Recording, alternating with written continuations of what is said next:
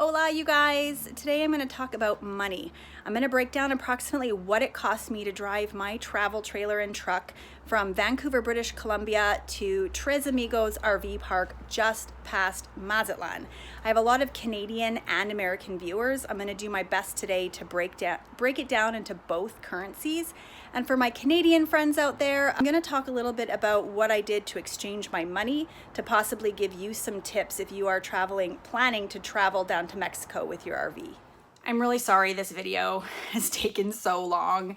As most of you know, I am in Tres Amigos RV Park in Mexico, and it is beautiful. It's beautiful. And really the last thing that I wanted to do was think about money. I've been here really evaluating my life, the pros and cons of RV living, and I've really been taking advantage of the nice weather. It's a little overcast today, actually, so I thought this might be a really good time to talk to you guys about money, and more specifically what it cost me to get down here. I have some notes here because I did my best to convert US to Canadian dollars and metric to imperial, so bear with me. The trip from Vancouver down here was 4,171 kilometers, or approximately 2,591 miles. I was driving a 07 Dodge Ram with a 6.7 Cummins diesel engine. So when I'm talking about what I spent on fuel, I don't know the comparison to gas versus diesel. All right, I'm going to start off talking about fuel. I spent approximately $900 in fuel. I traveled through Vegas, Quartzsite, Tucson, to visit a couple of friends. And in those places, when I was visiting people, I did choose to stay in RV parks so that I had my hookups, I had power, I had water. Other than that, I was boondocking and dry camping probably about 50% of the time. In Vegas, I stayed at the Hitchin Post RV Park, and it was roughly $38 a night. I stayed for 4 nights. That was $154. I stayed in the Prince of Tucson RV Park for 2 nights, and that was $44 a night. When I got to Mexico, I basically boondocked in Pemexes and Smart Gases. I spent 1 night at the Totonaca RV Park, and that was $24. Tolls. This area, unfortunately, right now in Mexico, I think is kind of a muddled area because not all of the toll booths are currently open. You can get through them, but they're not charging you a set price per axle. The farmers are taking back the land and are taking donations.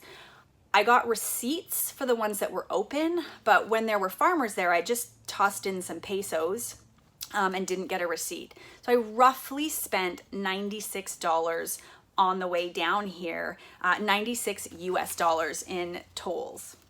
Insurance. I'm pretty sure that there is not a US company that will insure you and your RV, but I'm not 100% sure on that. There is no Canadian insurance company that would cover my truck and the RV to go into Mexico. I had to purchase additional insurance. I spent $503 for 90 days, both on the truck and the RV, and went through a company called Lewis & Lewis. Health insurance. I'm not even going to touch what Americans might pay for health insurance because I really have no idea. And I was actually a little surprised how much it cost me to get Canadian health insurance.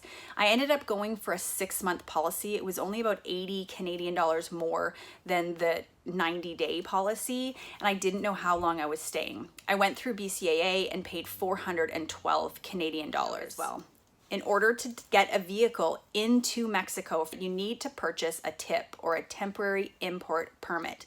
I'm going to put a link below this to the website that has that information, as well as I'm going to provide the link of the video I posted earlier about traveling to Mexico with your RV for more information on this.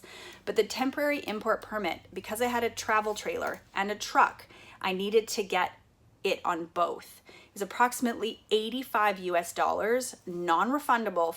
Plus, I also had to pay a $400 refundable deposit on both of these, both the truck and the RV. And both of these permits, I believe, were good for 180 days. I will let you know what happens when I'm driving home, but that is a cost that you need to get before you go into Mexico. It's gonna look different if you have like a class A, B, or a C, because it's just one vehicle. All right, I got my notes here. I'm gonna break it down for you guys. I spent $900 US on fuel, $280 on RV parks, approximately $96 on tolls, $505 for truck and RV insurance, $500 US on food, for a grand total of $2,616 US. The other thing I want to mention, I did a video. Here's the link to traveling to Mexico with your dog. I did not purchase any additional pet insurance. I currently have Jasper insured with Pet Plan, and they do not cover your pet in Mexico. However, the vets here are really cheap, just like doctors, surgeons, and dentists. So I'm pretty confident, heaven forbid anything happens to Jasper, I'd be fine paying out of pocket. All right, now this part is specifically for my Canadian friends that are thinking of taking their RV down to Mexico. I have no idea what the best way or the right way was to do. And after doing a bunch of research, this seemed to work the best for me. I have a US bank account through TD Canada Trust, and I've actually had that for a couple of years. Living in Vancouver, I have a Nexus Pass, and I quite frequently go over to the United States to get gas or groceries. So I've already had that account set up.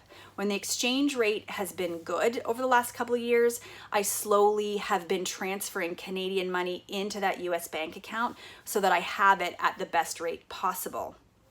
Before I went down, I got a US dollar credit card so that I wasn't continually paying every time that I swiped it. I wasn't paying a conversion or a foreign transaction fee when I was using it. But I wanted to use my credit card as often as possible so that I had insurance and I had records of everything that I bought. Then what I did at the end of a month is I took money out of my US bank account and paid my US dollar account. If you are not already a member of the Canadian Snowbird Association, I would highly recommend joining. It's super cheap, and one of the things that they do if you are planning to be a snowbird and head down to the United States for extended periods of time, they buy their US exchange in bulk. So they get really amazing deals. I haven't done this myself because I already had that US dollar or that US bank account, but it would be something worth looking into. And again, I'll put the link below to the Canadian Snowbird Association, and they have a plethora of resources for you guys to use if you are planning to snowbird. That's it, you guys. Really, yeah, this, like I said, my least favorite part of life in general is money and finances, but I know it needs to happen. I need to go back to Canada. I got some work and I need to head home. Yeah, it's been a little heartbreaking because I don't want to leave, but obviously I have to pay my bills. So it is what it is. I will try to update you guys a lot sooner next time, but right now I'm going to be really focused on figuring out going home and what that's going to look like for me to go back to Canada. Hope you guys are warm wherever you are because it's beautiful here.